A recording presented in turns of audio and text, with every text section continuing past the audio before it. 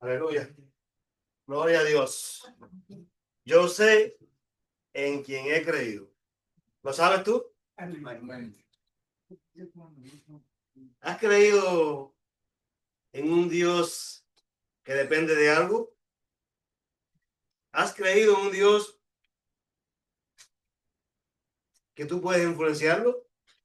¿O has creído en un Dios todopoderoso que no necesita de nadie ni de nada para llamar lo que no es como si fuera? Un Dios que hizo de la nada, lo hizo todo. ¿Ese es tu Dios? ¿O un Dios que tú puedes cambiar? Yo sé en quien he creído. ¿Lo sabes tú? Quiero hoy continuar con mi estudio sobre la carta de Pablo a la iglesia en Galacia. Y quiero continuar diciéndoles sobre el tema de hoy es firmes en la libertad con que Cristo nos hizo libres. La libertad con que Cristo nos hizo libres. La libertad en Cristo. No la supuesta libertad que la gente piensa que es libertinaje. Libertad en Cristo. Y a veces, cuando hablamos de salvación y que Cristo es quien salva y que Él es suficiente para salvarnos, a veces usamos versículos para compartir entre hermanos y tratar de demostrarle la gracia de Dios en la salvación y no la obra del hombre. Pero a mí me encanta, yo disfruto, en vez de usar un versículo, usar un libro, una carta. Porque es que muchos llaman a Romanos el testamento o la constitución, o sea, de la gracia. Y es verdad, Romanos habla de la gracia completamente, pero yo me enamoro de Gálatas. Desde el capítulo 1 hasta el final, está Pablo desglosando, exponiendo de manera magistral que la salvación del hombre solamente está en Jesús y que es por gracia. Porque ya ahí lo ves abiertamente. Y si vas a Hebreos a veces sacan versículos para exponer una doctrina, pero Hebreos también es una carta parecida a Gálatas, que tú tienes que leerla completa, porque Pablo comienza, el autor de Hebreos, comienza a exponer, comienza con la obra, con la ley, y ahí se mueve hasta que al final demuestra y nos explica que la salvación es por fe, por gracia, no por obra, para que nadie se gloríe. Y parece como que esta carta es para esas personas en Galacia, como le he dicho otras veces, pero vemos que esa carta cada vez es más viva hoy en día. Para la iglesia de hoy en día, y nosotros incluidos dentro de esas iglesias, nosotros no somos mejores que nadie, ni somos más firmes que nadie. También podemos correr el riesgo de, de desviarnos de la gracia de Dios y querer vivir y de querer conocer a Dios a través de qué? De las obras. Pablo, vamos a ver que en esta parte de ahora, Pablo utiliza unos ejemplos, unas analogías entre dos mujeres, entre dos hijos. Y entonces yo le invito ahora a que, para continuar, abran sus Biblias en la carta que hace el apóstol Pablo a las iglesias en Galacia. Como le dije al principio, esta carta no fue dirigida solamente a una iglesia, eran a la iglesia que estaba en el sur de la provincia de Galacia. Eran varias iglesias a las que esta carta es dirigida. Porque como ya saben, Pablo había sido usado por Dios para plantar esas iglesias, esa área. Ese había continuado sus viajes y luego se introdujeron falsos maestros dentro de ellos, tratando de cambiarle la fe que había sido enseñada desde el principio, que habían conocido a Dios a través de Jesús. Y eso mismo pasa pasa hoy en día y lo vamos a ir viendo, porque todos corremos el riesgo de caer en lo mismo que cayó las iglesias en Galacia. Ayer en el ayuno, una hermana nos compartía que conoce a alguien que ahora está usando gorro blanco y haciéndose cosas para hacerse judaizante. Siendo cristiano, hacerse judaizante, ¿qué es lo que es? Lo mismo que estaba pasando con Galacia. Personas que habían sido salvos por gracia, ahora querían acoger la ley, querían hacerse cumplidores de la ley para ganarse el favor de Dios, para ser salvos. Y eso es, la raíz de todo es idolatría. Recordemos que estas iglesias en Galacia, antes de Pablo llegar, eran iglesias idólatras, que adoraban todo tipo de dioses.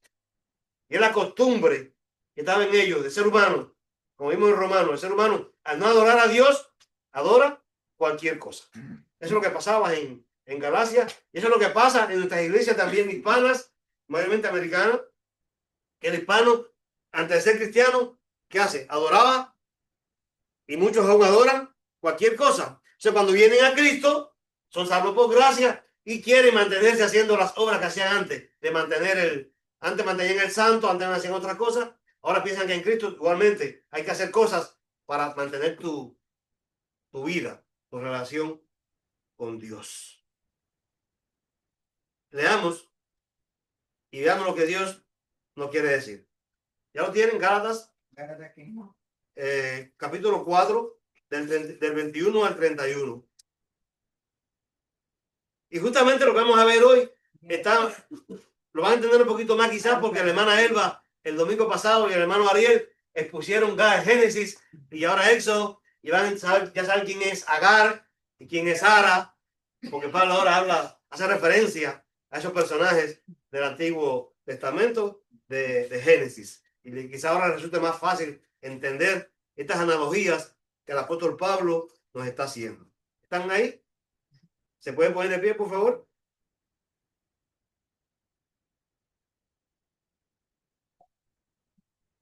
Dice el apóstol Pablo: decidme,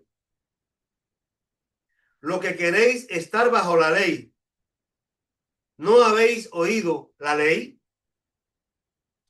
Porque está escrito que Abraham tuvo dos hijos, uno de la esclava, el otro de la libre.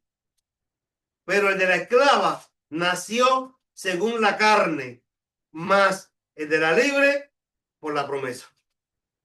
Lo cual es una alegoría, pues estas mujeres son los dos pactos. El uno proviene del monte Sinaí, el cual da hijos para esclavitud. Este es Agar. Porque Agar es el monte Sinaí, en Arabia, y corresponde a la Jerusalén actual, pues esta, junto con sus hijos, está en esclavitud. Mas la Jerusalén de arriba, la cual es madre de todos nosotros, es libre. Porque escrito está: regocíjate, oh estéril, tú que no das a luz, prorrumpe en júbilo y clama, tú que no tienes dolores de parto, porque más son los hijos de la desolada que de la que tiene marido. Así que, hermanos, nosotros como Isaac somos hijos de la promesa. Pero como entonces el que había nacido según la carne perseguía al que había nacido según el espíritu, así también ahora. Tremendo. Más que dice la escritura: echa fuera a la esclava y a su hijo, porque no heredará el hijo de la esclava con el hijo de la libre. De manera, hermanos, que no somos hijos de la esclava, sino de la libre. Señor Jesús, Padre amado, hacedor de todas las cosas, oh Dios, a ti, Señor, acudimos en este momento, Señor, porque somos débiles delante de tu poderío delante de tu majestad, e incapaces de poder exponer, Señor, lo que tú quieres que tu pueblo sepa. Pero tú, Señor, oh Dios, tú puedes auxiliarnos a través de tu Espíritu Santo, y te ruego que me auxilies, Señor. Que tú puedas exponer lo que tú quieres que veamos aquí, oh Dios, para conocerte más a ti. Conocerte a ti, Señor, Dios justo, Dios poderoso, Dios suficiente, y nosotros incapaces, pecadores, Señor, indignos. Ayúdanos a conocerte, Señor, y a vivir para ti, mi Dios, para estar listos para ese encuentro celestial contigo, Señor, y verte cara a cara. Sabemos que aquí hoy, Señor, en esta palabra de Pablo están cosas fuertes. Hay palabras fuertes que a muchos nos puedan doler, Señor. Pero si viene de ti, Señor, tú todo lo preparas, Señor. Tú sanas y nos haces crecer. Ayúdanos, Padre. Habla, Señor. Como mismo yo he estado escuchando en esta semana, te pido que mis hermanos también escuchen, Señor, y entendamos y vayamos a ti, Señor, a través de Jesús. En el nombre de Jesús. Amén. Pueden sentarse. Vamos a ver que aquí ahora Pablo, haciendo uso de su conocimiento, de su gran conocimiento del Antiguo Testamento. Acuérdense que Pablo era fariseo de fariseo, conocedor de la ley, cumplidor de la ley. Ninguno de los apóstoles era tan conocedor de las escrituras como el apóstol Pablo. Por eso hace referencia. Y ahí está la conexión que tenemos en la escritura. Como el hermano Ariel hoy nos enseñaba y nos conectaba los diferentes eventos bíblicos uno con otros. Por eso demuestra que la Biblia tiene un solo autor, que es Dios. Porque como con tantos miles de años de diferencia, todo puede estar conectado. Como Pablo puede conectar un evento de Génesis de hace 4.000 años, unos 4.000 años, conectarlo con ese momento. ¿Fue Pablo quien lo conectó?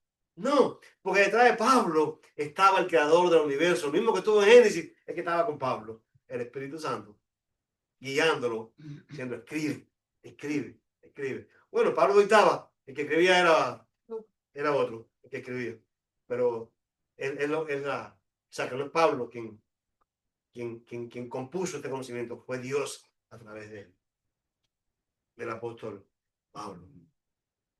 Y vemos que ya Pablo en el capítulo inicial vio que solamente en Cristo éramos salvos. Ya Pablo expuso a la iglesia de Galacia, expuso cuál es la función de la ley.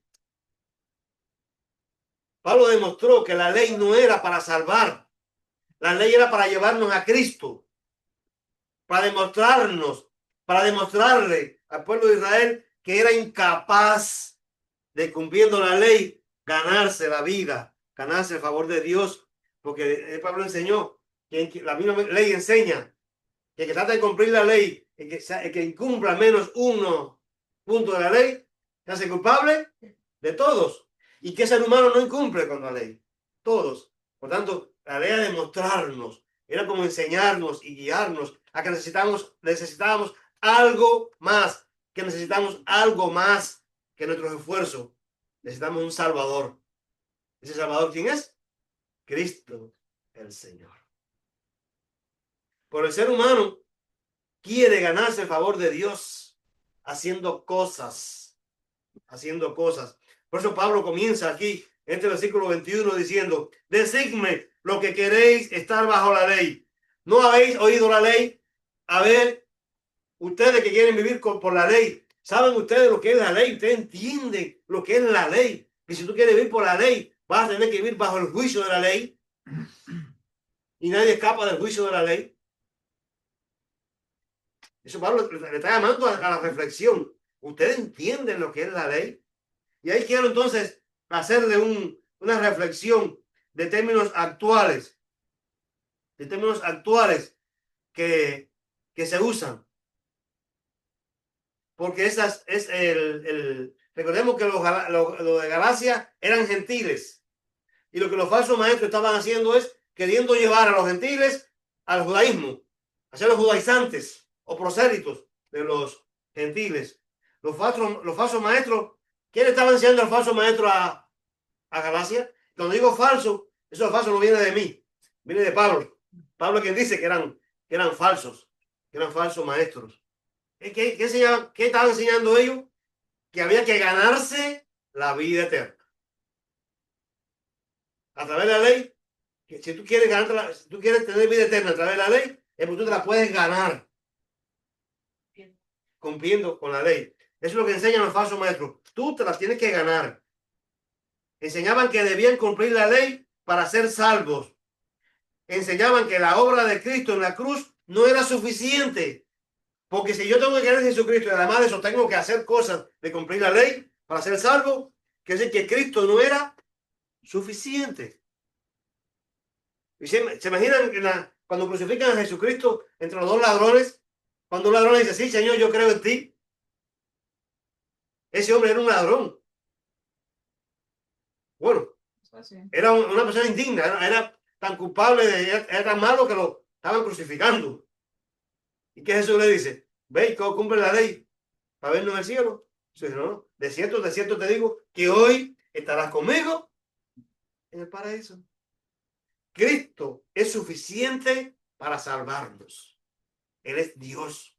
El creador creó todas las cosas. En Él está la vida. Por tanto, es Él el único que puede dar vida. Y todo ser humano sin Cristo está muerto espiritualmente. Dice, por cuando todos pecaron, están destituidos la gloria de Dios. Y la paga del pecado es muerte, muerte espiritual. Entonces, una persona sin Cristo está muerto espiritualmente.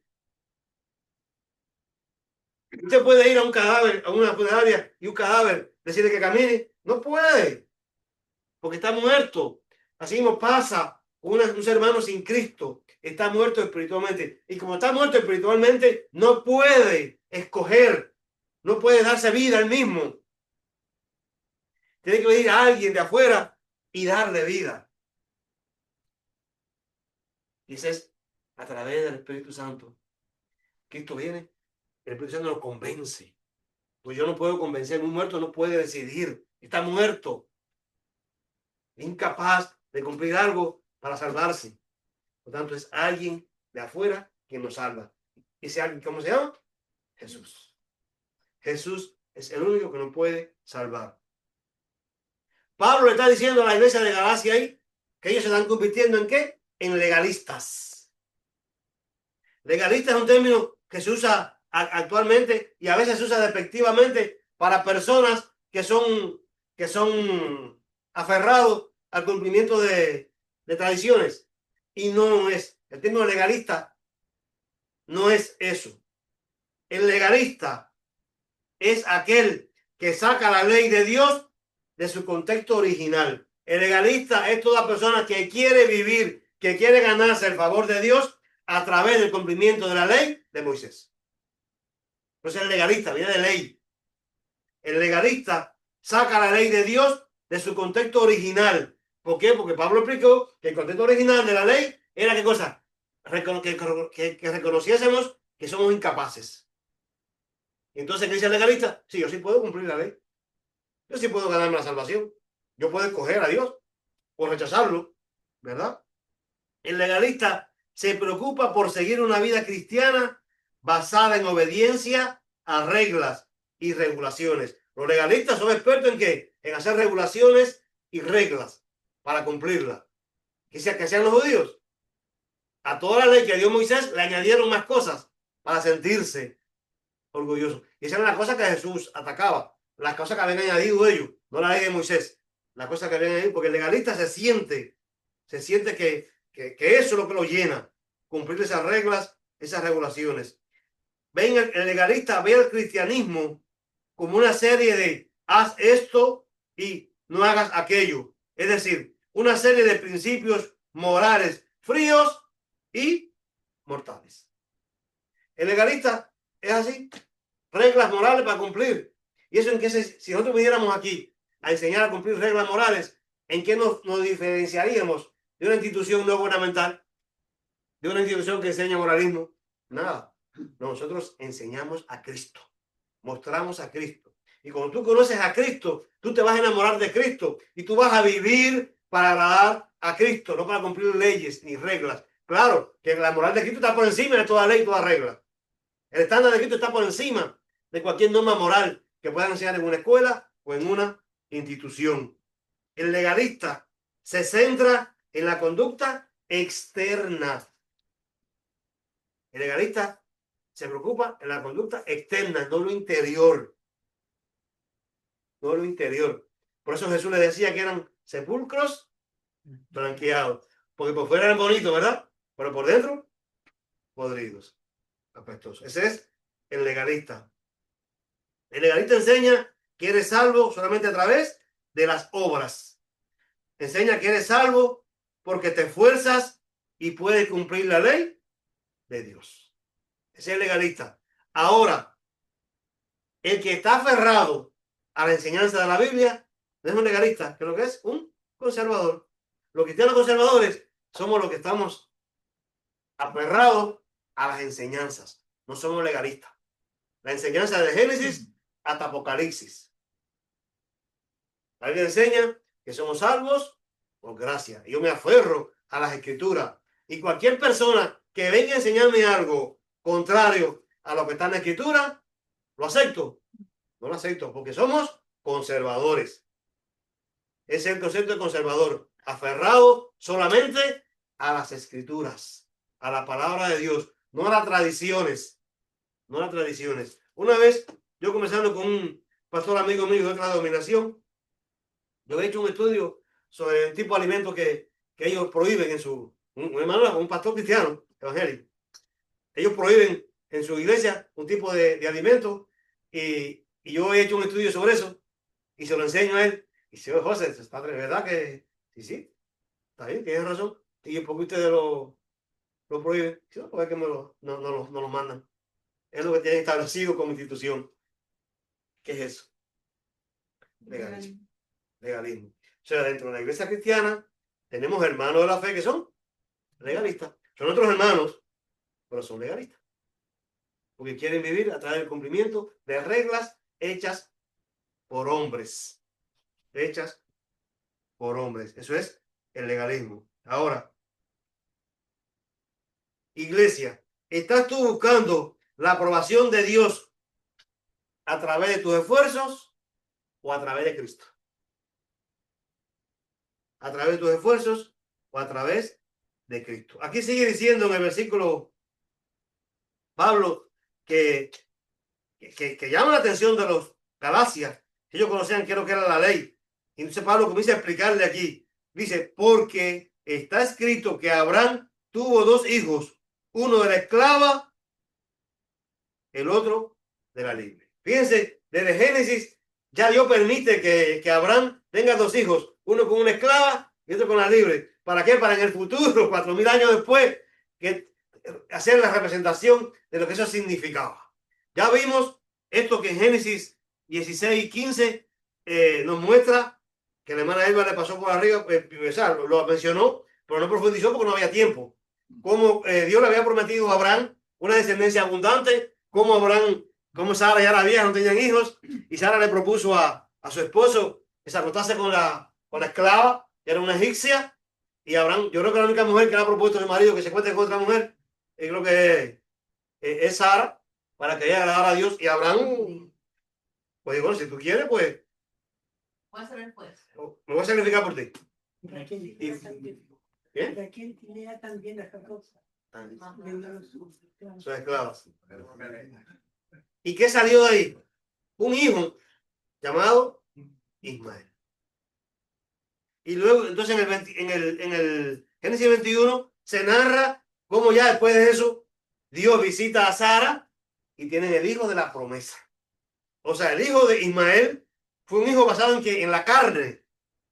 No fue no fue por fe, no fue por esperar en Dios, no fue por gracia. ¿Fue por qué? Por esfuerzo humano. Y todo lo que lleva por esfuerzo humano nos lleva a esclavitud. Como Ismael fue producto de esfuerzo humano, ¿qué pasó con que era Agar? Esclava. Ismael, esclavitud. Y luego vamos a ver cómo Ismael persigue al libre. ¿Quién era? Isaac. Y lo lleva a salir. Bueno, esto conllevó que el mundo árabe de hoy, ¿de quién es descendiente? De Ismael. O sea, la hora de la carne llevó a tener una descendencia perseguidora de los libres, enemigo de los libres.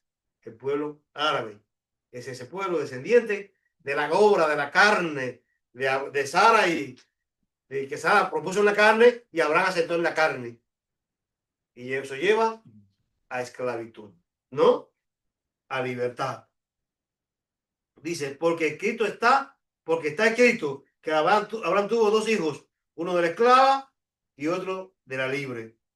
Agar representa la ley.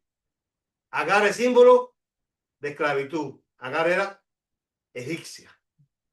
Símbolo de esclavitud. Representa la ley. Representa el intento humano de lograr algo por la fuerza. Hija de esclava. Representa el esfuerzo humano. Ismael, un hijo de la carne. Es porque dice, bueno, ¿por qué Pablo ahora está hablando de la fe, de la salvación? ¿Por qué lleva a eso? Porque es lo que representa. El esfuerzo humano lleva ¿a qué? A esclavitud. Y cuando tú quieres vivir por esfuerzo humano, ¿qué es lo que eres? Esclavo. Y lo vimos hace como 2 semanas atrás. Tú siendo hijo de Dios, a veces vives como esclavo porque quieres vivir a través del cumplimiento del esfuerzo de obras para ganarte el favor de Dios y no vives como libre. Sara es un símbolo de la promesa, de la gracia de Dios. La madre de Isaac representa lo que Dios hace en nuestras vidas. Isaac, ¿qué es lo que es? El hijo de la promesa. El hijo de la promesa. Ahora, ¿como cuál hijo estás tú viviendo? ¿Como Ismael o como Isaac? ¿Espiritualmente te sientes libre o te sientes como esclavo? ¿O te sientes que necesitas ganarte el favor de Dios? Ese no estamos hablando de comunión, hablando de conocer a Dios, de salvación, no de comunión. ¿Estás confiando en tus propias obras o en las promesas de Dios? Piensen y reflexionen sobre eso. Ahora Pablo comienza haciendo una tipología o una comparación. En el 24 y 26 dice, lo cual es una alegoría, pues estas mujeres son dos pactos.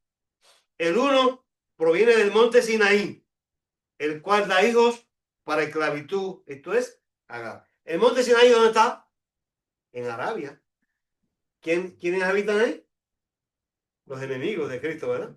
Los enemigos de los hijos de la promesa. Los enemigos de la libertad.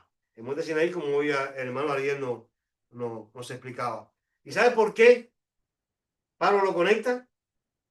Porque el monte Sinaí, ahí fue dar Agar, habitó ahí con su hijo esclavo.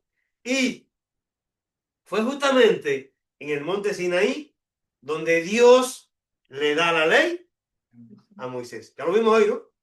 Todavía no ha llegado hoy. Sí, lo mencionamos.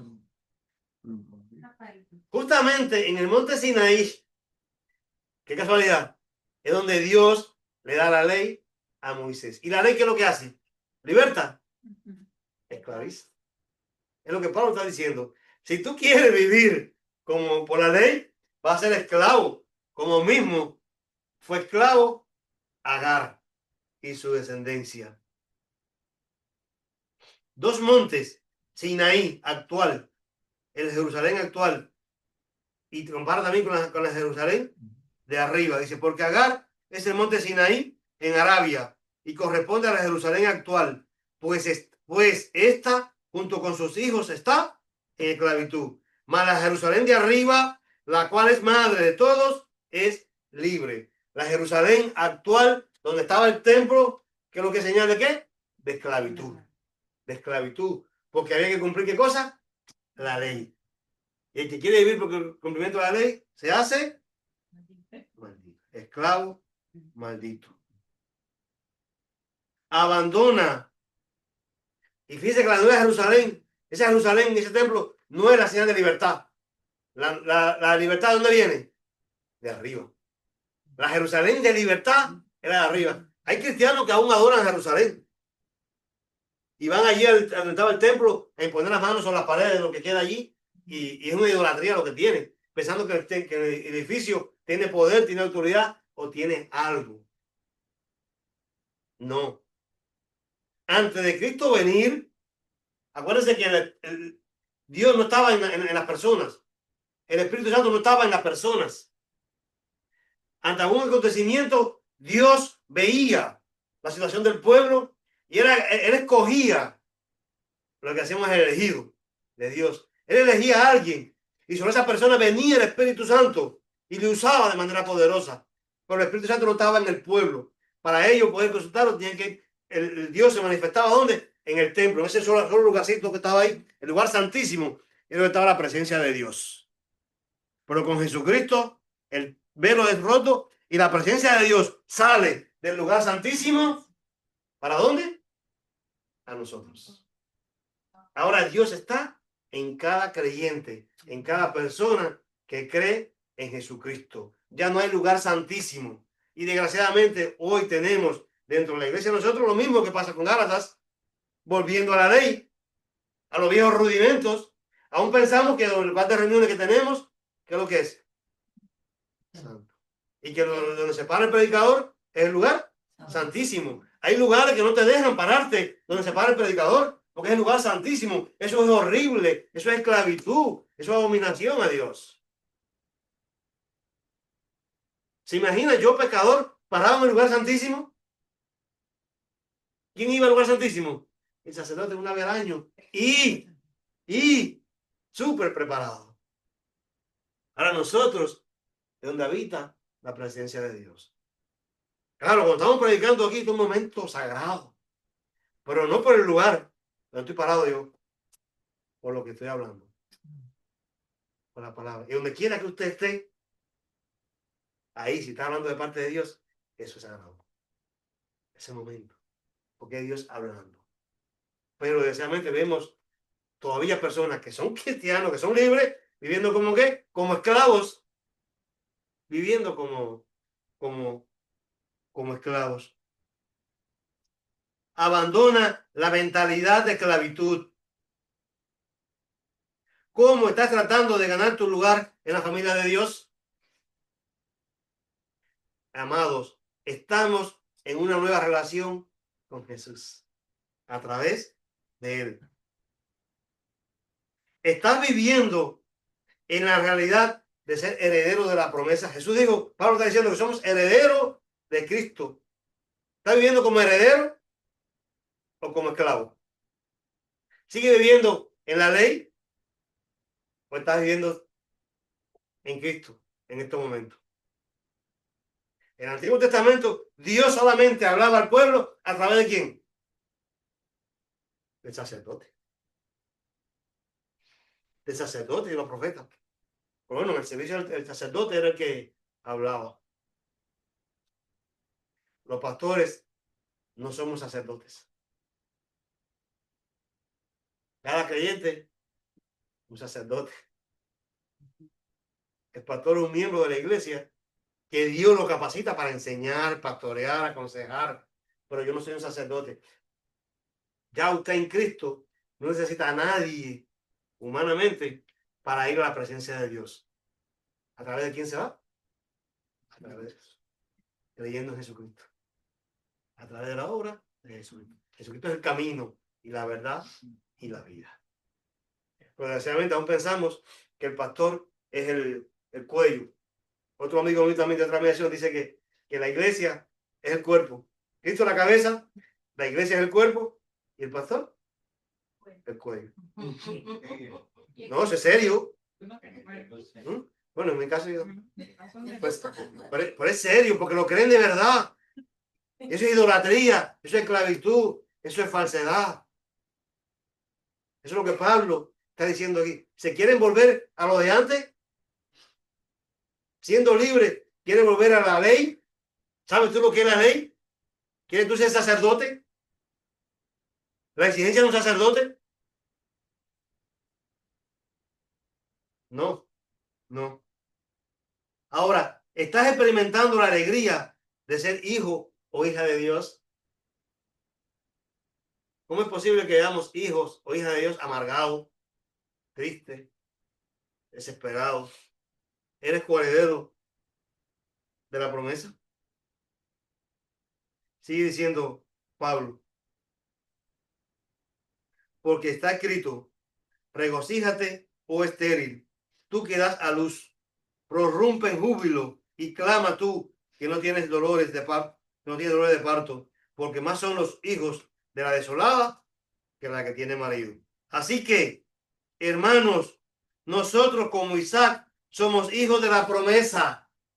Isaac fue un producto de ¿qué? De la gracia de Dios. No fue producto de la obra ni de Adán, ni de Sara, ni de Abraham. Abraham tenía 100 años y todos se maravillaron cuando Sara salió embarazada, porque sabían que no era posible humanamente. Solamente fue Dios. Fue un producto de la gracia de Dios. Fue Dios quien lo hizo todo para que Isaac naciera. Isaac es un producto de la promesa y nosotros también somos un producto de la promesa de Dios de enviar a su hijo para salvar al mundo. Porque escrito está, regocíjate, oh estéril. Esta es una cita de Isaías 54:1. No somos simplemente criados, somos coherederos con Cristo. Los cristianos somos coherederos con Cristo Jesús. No somos esclavos, no somos siervos, no somos sirvientes. Somos herederos del reino celestial. La promesa de Dios es inclusiva y llena de esperanza. Los hijos de la promesa son llamados a vivir en alegría, mi hermano. Vivamos como libres, no como esclavos. Hemos venido a tierra de libertad política, no espiritual, porque la libertad espiritual no hay en ninguna parte del mundo, solamente está en Jesús. Ningún gobierno da libertad espiritual, solamente la da Jesús. Por a pesar de estar acá,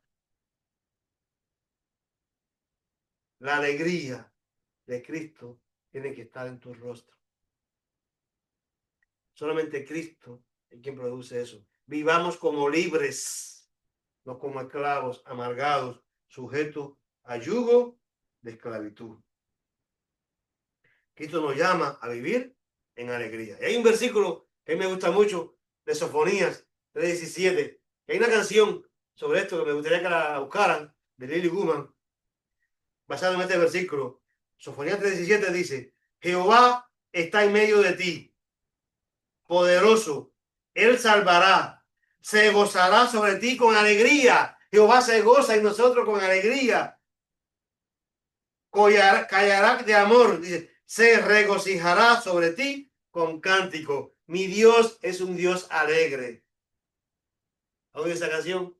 Sí, mi Dios es un Dios alegre. Los cristianos tenemos que ser personas alegres, porque hemos sido libertados de nuestra vana manera de vivir, de nuestra esclavitud del pasado. Y ahora somos libres, libres en Cristo, libres en Cristo. Por esa libertad que Cristo nos da, que debe ser motivo de gozo para nosotros, es motivo de envidia para el esclavo. El esclavo envidia al libre. El esclavo envidia el progreso del otro. Mira, al alegrarse del progreso del otro, siente envidia y lo persigue. Dice Pablo aquí, y con esto termino. Pero como entonces el que había nacido según la carne perseguía al que había nacido según el espíritu, así también ahora. ¿Qué hacía Ismael con Isaac? Lo perseguía, se burlaba de él. ¿Quién era el esclavo? Ismael. Ismael, a ver la libertad y ver lo que hacían con su hermano Isaac, por ser el hijo de la promesa del matrimonio, ¿qué hacía? Perseguía al libre. Dice Pablo, así también ahora. Como Ismael perseguía a Isaac, las personas esclavas de la ley estaban persiguiendo ¿a quién? A los libres en Cristo. a los libres en Cristo. Por eso querían obligar a la gente de Galacia y otras iglesias a convertirse al judaísmo, porque ellos no soportaban, no entendían cómo tú vas a ser heredero de Dios y vas a comer carne de puerco, por ejemplo, si yo no puedo comer carne de puerco. Esa libertad que tenían de comer lo que quisieran, no la podían aceptar. Querían que también fueran esclavos como eran ellos. Como eran ellos. Más, ¿qué dice la Escritura? Echa fuera a la esclava y a su hijo, porque no heredará el hijo de la esclava con el hijo de la libre. Pablo está diciendo que los que viven en esclavitud no van a heredar lo mismo que heredamos los que somos libres. Eso está fuerte. El que aún quiere vivir por el cumplimiento de la ley es esclavo. Y el esclavo no puede heredar lo del libre, mis hermanos. Eso está fuerte. Porque quizás conozcamos personas que han conocido de Cristo, pero hoy quieren vivir a través de ¿qué? De la ley. Realmente, si tú has conocido a Cristo y eres libre, tú no vas a volver al yugo de esclavitud. ¿Y qué dice Pablo aquí? Echa fuera a la esclava y a su hijo. Echarlo fuera. ¿Qué pasó con Agar e Ismael? Fueron echados fuera. Fuera. Abraham le dio agua y pan y se le acabó. Y llegó un momento que Agar vio que el hijo iba a morir y se apartó para que muriera y no verlo como moría. Y Dios lo vio y al ser Isaac hijo de Abraham también, Dios tuvo misericordia de Ismael y le cuidó la vida. Pero fueron echados fuera, fuera, fuera. De manera, hermanos, que no somos hijos de la esclava, sino de la libre. Echa fuera a la esclava y a su hijo. La realidad de la persecución que enfrentan los hijos de Dios. Los hijos de Dios somos perseguidos. Somos perseguidos en toda época. La enemistad entre el hijo de la esclava y el hijo de la libre. Siempre nos van a juzgar porque somos libres en Cristo. El esclavo nos va a mirar con ojos de desagrado. La exhortación a despreciar lo mundano y a acogernos a la libertad que da Cristo. Mis hermanos, no nos volvamos a nuestra vieja manera de vivir, que es esclavitud. Como hijos de Dios, no debemos volvernos a ser esclavos de nuestra vieja manera de vivir, sino que tenemos que echar fuera de nuestras vidas todo lo que representa esclavitud, todo lo que representa enemistad con Dios, tenemos que echarlo fuera. Pero eso solamente se logra a través de Jesús. A menudo los que dependen de la ley perseguirán a los que viven en gracia. Enfrentamos oposición por vivir nuestra fe y debemos aferrarnos a la libertad que solamente tenemos en Cristo Jesús. Eso es por fe, eso es por gracia. Termino con esta reflexión, porque ¿saben qué? Comencé diciendo que la iglesia de Galacia eran ¿qué cosa? Antes de ser de iglesia, eran adoradores de ídolos, todo tipo de ídolos. Ellos eran esclavos de los ídolos. O sea que en ellos todavía había en su corazón una dependencia de esas prácticas paganas que ellos tenían. Como vimos en nuestras culturas actuales en Hispanoamérica, conocemos que muchos hacían prácticas religiosas. Entonces cuando vienen a Cristo, ¿qué quieren hacer? Volver a meter esas prácticas falsas, contrarias a Dios, dentro de la iglesia. Eso lo estaba pasando también en Corintios. La gente quería meter las prácticas paganas, llevarlas a la iglesia, porque su corazón son corazones. El corazón humano es un corazón idólatra. Y Pablo quiere que, como mismo los Gálatas vieran su idolatría, Pablo quiere que tú y yo veamos la idolatría que hay en nuestro corazón. Todos tenemos ídolos escondidos. Pastor, ídolos, sí, tenemos ídolos escondidos que son lo que nos hacen hacer las cosas que a Dios no le agradan. Querer vivir a través de hacer cosas o cumplir reglas es una forma de idolatría. ¿Y qué es lo que es la idolatría? enemistad contra Dios. La idolatría, Dios aborrece la idolatría. Y nosotros tenemos idolatría escondida en nuestros corazones. Es sentir, una forma de idolatría es sentir que yo puedo ganarme la vida eterna basada en mi esfuerzo. Y esa es mi fortaleza y mi confianza. Y yo creo que sí, que yo puedo. Y me gozo y muestro lo que hago, porque yo sí hago esto y sí hago lo otro. ¿Qué es eso? Idolatría. Porque al final, que en el fondo, deseo de sentirte reconocido. Deseo de sentir que tú puedes, que tú puedes, que tú puedes. ¿Qué es eso? Idolatría. Cuando dice la Biblia que nosotros no somos nada. Nuestras mejores obras son como trapos de inmundicia. Para Dios, ¿no? Para Dios. Lo que mejor que tú y yo podemos hacer para Dios, eso es trapo de inmundicia. ¿Y sabes lo que es trapo de inmundicia? ¿Mm?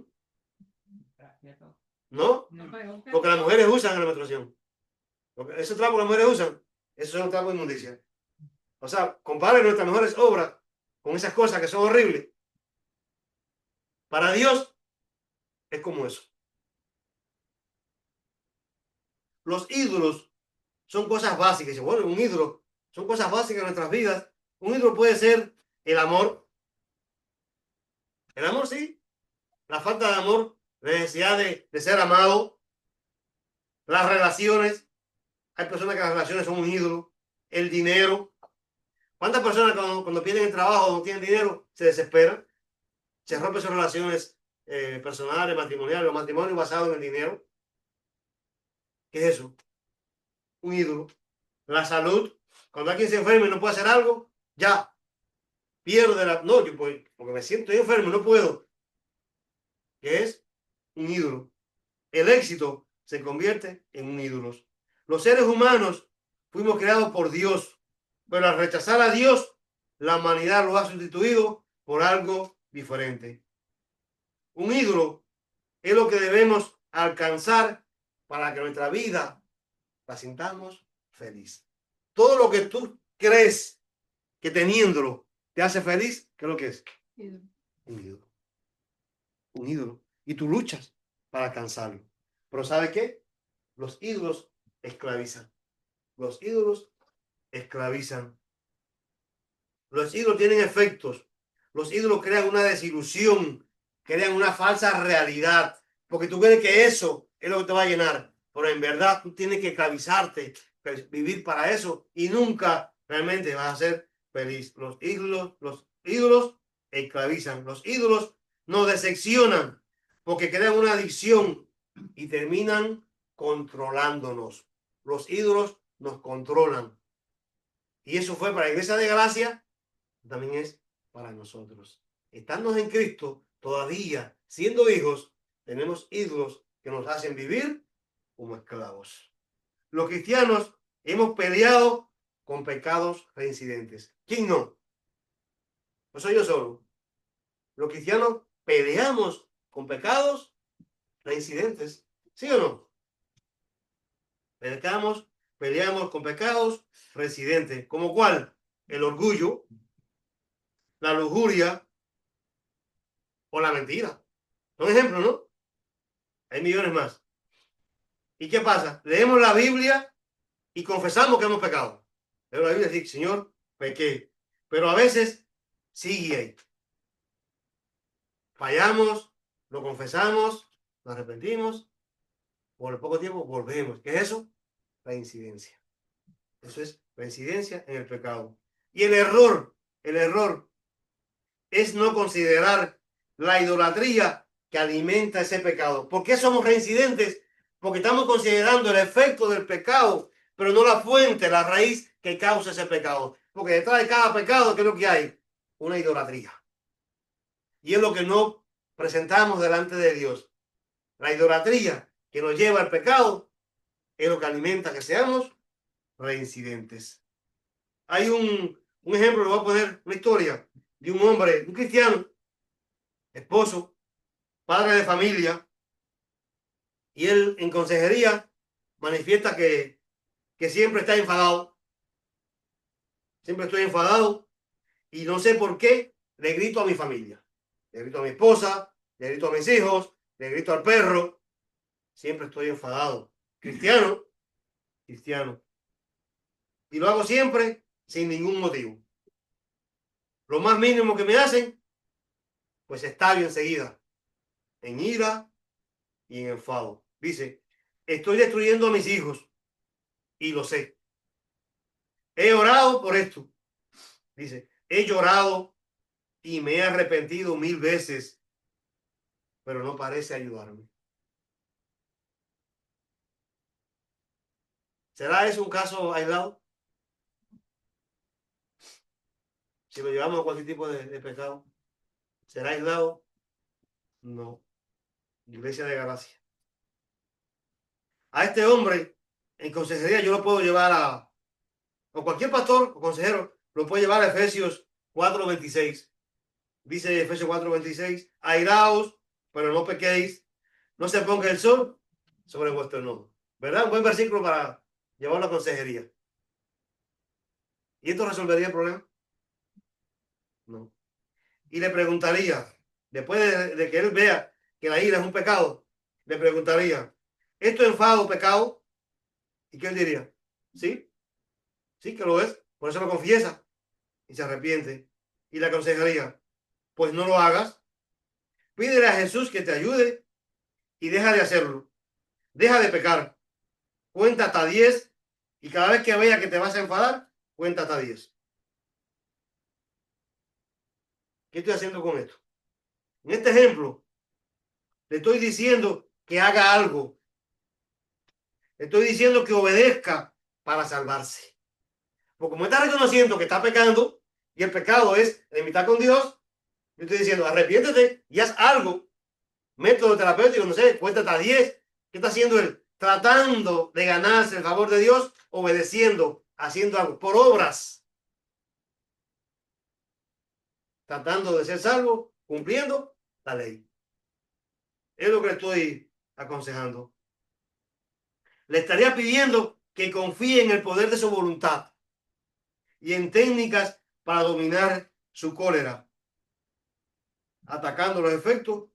En este caso que estoy haciendo, atacando de cosas, los efectos de la ira, no la raíz. Atacando los efectos, no la raíz. O por el contrario,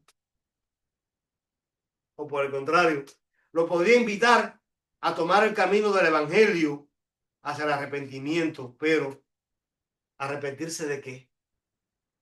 Ahí es donde viene el evangelio. Ahí es donde tenemos que conocer realmente para qué nos sirve el evangelio. Primero, ¿arrepentirse de qué? De sus actos pecaminosos que llevan a la destrucción de su familia. Luego, invitarlo a considerar seriamente la idolatría escondida detrás de su ira. Buscar por qué viene la ira. Porque detrás de esa ira, de ese enfado, ¿qué es lo que hay? Idolatría. Y cada cual tiene que buscar, usar el evangelio, confiar. ¿Cuándo tú puedes hacer esto? Cuando tú estás seguro que en Cristo tiene vida eterna. Cuando tú estás seguro que tú eres salvo en Cristo, tú no tienes temor a buscar lo más profundo de tu corazón y buscar las raíces y reconocerlas. Porque no tienes miedo. Porque el que tiene miedo a perder la salvación, el que tiene miedo a la ira de Dios, el que no está seguro de qué es lo que es en Cristo Jesús, él no va a buscar nunca los efectos o las raíces del problema. Porque si busca eso, sabe que está enemistado con Dios. Piensa que va a perder la salvación y ¿qué hace? ¿Qué hacemos? Escondemos las raíces por miedo.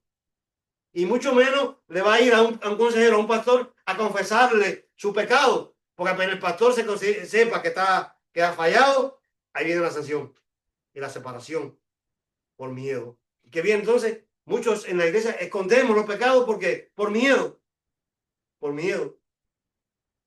Porque tú estás seguro en Cristo, tú lo confiesas y te apartas. Lo confiesas y te apartas. Y más, y peor todavía, el cristiano esclavo, el cristiano inseguro, cuando viene la ira, viene el enfado, ¿a quién le echa la culpa? A Satanás. A Satanás. Es Satanás. El diablo vino. El diablo está en mi casa. No, el diablo eres tú. Es tú que basado en tu idolatría te lleva y te saca lo que realmente hay en el corazón. Yo ayer le explicaba a los hermanos que a veces cuando tenemos relaciones y algo viene, que sucede algo y nos portamos de manera inadecuada, ofendemos, peleamos, luego que viene la paz, vamos a la persona y decimos, mira, perdóname, es que me sacaron de paso, me sacaron de quicio, parece que no soy yo, perdóname, yo sí te quiero. No, lo que uno hace en el momento del enojo es lo que realmente uno es. Como estás tan enojado, no tienes pena ni vergüenza a decir lo que piensa de esa persona. Uno saca lo que realmente hay en el corazón. Lo que pasa es que en ese momento, tuvimos el caldo de cultivo, tuvimos las condiciones especiales para que lo que hay en el corazón salga. Salga. Pero cuando tú estás seguro que tú eres en Cristo, tú no tienes temor a sacar lo que hay en tu corazón delante de Dios para que Dios te salve. Eso es ser libre en Cristo. No vivir como esclavo. El esclavo vive atemorizado, escondido de su Señor, en el barracón. El hijo vive con el padre, duerme en el cuarto con el padre, si aún es pequeño. Se sienta en la pierna del padre con confianza y le cuenta su vida, lo más íntimo de su vida. Su amargura, después de esto, su amargura no era por lo que hizo el padre. El padre, este hombre enfadado, ¿sabe por qué se enfadaba? Porque cuando era niño, el padre llegaba a la casa, se peleaba, lo golpeaba a la madre. El padre nunca fue un padre con ellos. Entonces eso lo llevó ¿a qué? A raíces de amargura. Lo llevaba. Ahora, ¿cuál es el problema? Su amargura no era lo que hizo el padre, sino lo que su corazón ha hecho por lo que ha perdido. Su corazón se había endurecido, se había amargado, porque él había perdido cuando niño ese amor de padre y no lo había podido conquistar. Él no pudo disfrutar ese amor de padre, ese amor de familia, esa economía familiar, porque su hogar era un desastre y su corazón estaba necesitado de eso. Era un corazón necesitado del amor. Ese corazón de niño aún estaba ahí. Entonces en su hogar, él tampoco lo estaba percibiendo y era lo que lo llevaba a eso. Perdió el amor de un padre comprometido y cree que eso es lo que debe tener para que su vida sea completa. Eso es idolatría. Él pensaba que como no tenía ese amor del padre, ya él era incompleto. Que necesitaba eso, pero no podía volver atrás. Proseguía con eso. ¿Y qué es lo que es? Idolatría. Él estaba idolatrando ese amor que debió haber recibido cuando niño y no lo recibió. Y esa era la causa de su problema actual. Cuando se arrepiente y crees en el Evangelio y descubre la aceptación y el amor perfecto de Jesús, una corazón profunda empieza a afectar tu vida y tus acciones. Cuando tú vienes, eso es el Evangelio. Cuando el Evangelio llega a tu vida, el Evangelio lo llena todo. Es como una estatua hueca por dentro que le echas agua y el agua comienza a circular por todas partes y inunda tu cuerpo. Eso es el Evangelio. Toda la parte de tu vida, todas las áreas de tu vida que están vacías, el Evangelio las llena. Jesús las llena. Porque eres tu Dios. Él es tu creador. Él es tu Padre amoroso. Lo que tu Padre no te amó, Cristo te ama. Lo que tu Padre no te dio, Cristo te lo da. El amor que tu esposo no te da, Jesús te lo da. No entender el Evangelio es lo que nos lleva a la idolatría. Porque tratamos de que ese espacio vacío, ese hueco, esa necesidad, la cubran ídolos. Y ahí viene la esclavitud, viene la decepción, viene el enfado. Ese vacío que tú tienes, no te ocupar con tus hijos, con el trabajo, con los éxitos, con la amargura y muchas veces con el poder. Tengamos cuidado. La idolatría es más peligrosa cuando invade nuestra fe. Porque tenemos idolatría en la vida diaria, pero es más peligrosa cuando invade nuestra fe. Podemos hacer ídolos de nuestros esfuerzos y es la idolatría más peligrosa. Los Gálatas habían sido salvados del paganismo. ¿Recuerdan? Con el Evangelio, ellos fueron salvados del paganismo que era adoración a los falsos dioses eso, y de su potente adicción a la adoración idólatra, pero estaban volviéndose de nuevo a ellos, estaban volviéndose a que la salvación era a través de la adoración de ídolos, en este caso, a la ley. Termino con esto, amada iglesia. Mirémonos a nosotros mismos. Todos tenemos aún ídolos en nuestros corazones. Despojémonos de todo y confiemos en Cristo. En Cristo tenemos libertad para ir a Él, hablar con Él. Él lo llena todo. El Evangelio llena todas nuestras vidas. El Evangelio lo es todo. Cristo lo es todo. Atrévase a poner toda su vida en la mano de Cristo. Búsquele temprano. Búsquele y verá. Ayer yo le hablaba a la iglesia.